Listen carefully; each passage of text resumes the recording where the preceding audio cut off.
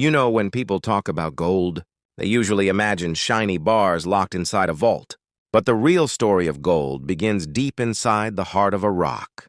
Let me tell you how it truly feels. Standing in front of a mountain and knowing that somewhere inside it lies a metal so precious that it shaped human history.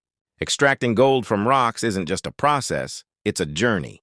First, the rock has to be found, and trust me, that part alone takes patience. Prospectors walk for miles studying the earth, reading the patterns of soil, riverbeds, and ancient formations. When they finally find a promising vein, that's when the real work begins. Heavy drills cut into stone that has been untouched for millions of years. The sound echoes through the shafts, vibrating through the chest like a deep heartbeat of the earth itself. Once the rocks are broken free, they're hauled out in massive loads. And honestly, to the naked eye, they look ordinary, just gray stones covered in dust.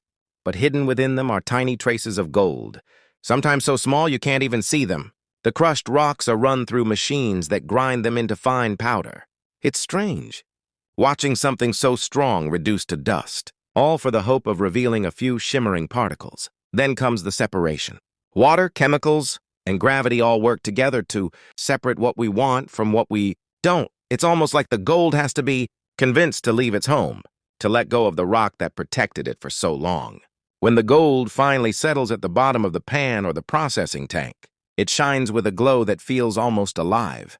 Every miner knows that moment, the quiet, satisfying pause when the light catches just right and you realize the reward for days of relentless labor. But there's something deeper to it. Gold isn't just metal. It's proof that effort transforms the ordinary into the extraordinary, that beneath rough surfaces something precious can hide. And every time I hold a tiny gold nugget in my palm, still warm from the process, I'm reminded that nature guards its treasures fiercely, and only those willing to endure the hardship get to see them. That's how you get gold from rocks, through sweat, through patience, through listening to the whispers of the earth and learning to respect what it hides. And in the end, when that small piece of gold gleams in the light, you realize it wasn't just the stone that was transformed. It was you too.